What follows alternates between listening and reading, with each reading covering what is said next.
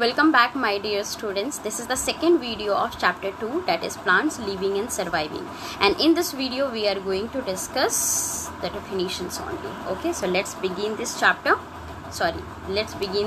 topic. So first is habitat. What is habitat? Many times I have taught you. Habitats are that natural surrounding where any of the living beings survive. Okay, living being that is known as their habitat. Okay, the same habitat cannot be there of each and every plant, but wherever they are growing, that will be their habitat. Okay, if suppose the palm trees are growing in the desert will be the habitat of the palm tree. If the lotus is growing in the water will be the habitat of the lotus plant. If the duckweed plant is growing above the water, that is its environment. If the mango tree is growing on the plain areas, that will be its environment. Okay, and habitat also. So habitat can be different plants to plant, but that will be their habitat. So habitat is a natural surrounding wherever the plants are living or growing over there.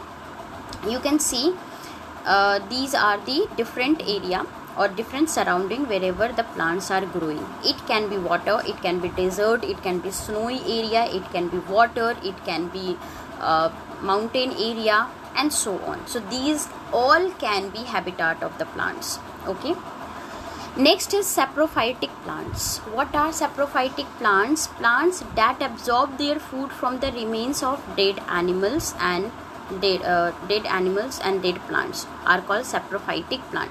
That means they are not making their food. Okay, they are not doing photosynthesis, because most of the plant which are green in color, they make their own food, and that's why we call them producer. But some of the plant is not having chlorophyll, and for the food they have to depend on others. Okay, those type of plant are known as saprophytic plant, and where they are getting the nutrients from the dead animals and dead plant. Whenever the plant or animals die, okay, slowly they are decomposed and convert into the liquid substances and mix into the soil. From that soil the nutrients are absorbed by the plant. Okay, and that is only the source of getting the food by them. So these are the example of saprophytic plant. First is Indian pipe. As you can see, there is no chlorophyll, obviously. Okay, so they have to depend on the dead animals or dead plant for their nutrients. Second is coral root. Okay, coral root is also not having leaf, as you can see, so they cannot do the photosynthesis, and they have to depend on the dead animals and plant. These plants are the example of the saprophytic plants. The third is evergreen plants. Plants that do not shed all their leaves together are called evergreen plant. Now you must be thinking how it is possible. After a fixed period of time, each and every plant shed their leaf. But what happened generally, the type of plant we see in our surrounding, that is the plant which is growing on a plain, and they shed their leaves before the autumn season. But evergreen plants are generally growing in those areas which is having very heavy rainfall. Okay, and one by one they shed their leaf. Not all the leaves are shed together, and one by one, and this is the reason all the time throughout the year they look green. Okay, it looks like no leaf is falling, but actually slowly one by one the leaf is falling, but not at a time, and this is the reason why we call them evergreen plants. One more thing, evergreen plant shed their leaf after 1 or 2 years. Okay, not every year, but after 2 or 3 years. This is also the reason to be called evergreen plants. And what are the example? This is teak tree,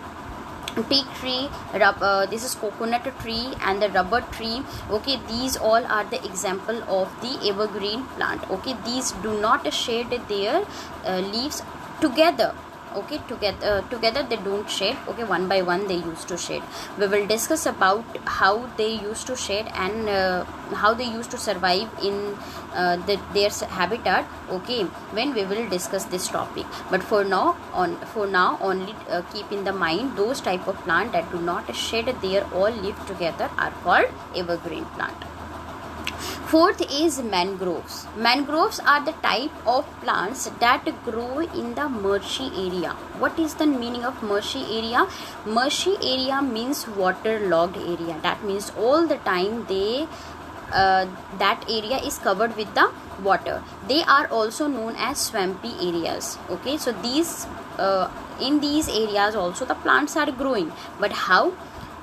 Like this. Okay, their roots are coming out of the water. What is the reason behind it? Because inside the water, okay, if their root will be inside the water, they cannot absorb the oxygen, and to get the oxygen they have to come out of the water. Okay, so marshy areas all the time they are waterlogged and the root cannot absorb the oxygen from the air, and that's why they have to come out to take that oxygen. This is the reason why the marshy areas are having the mangrove. These are known as mangroves. These are the small trees you can see. These are the mangroves which is having breathing root. Okay, these are also known as breathing root. We will definitely discuss when we will start this topic. Okay, so these are mangrove plants. Last one is insectivorous plant. Insectivorous plants are those plants that depend on the insect for the nutrients. Which nutrients? Nitrogen. Okay, because they are green in color. As you can see, they are green in color and they are doing the photosynthesis.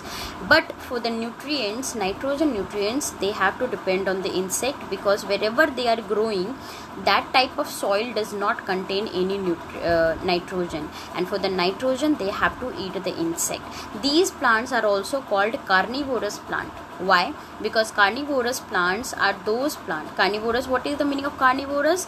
Those that eat the flesh of other animals. Okay, so these plants used to trap the insect in between them, and slowly they used to digest that.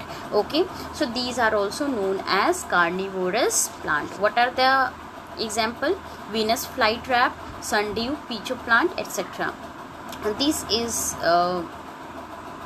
Venus flytrap. Okay, these plants are known as Venus flytrap, whereas these are the peach plant. Okay, more example also we will discuss when we will individually discuss this topic. I hope you all have understood these 5 definition which is related to this chapter, and you have to write these definition in the copy very nicely, and after that you have to learn it also. Thank you so much for watching this video.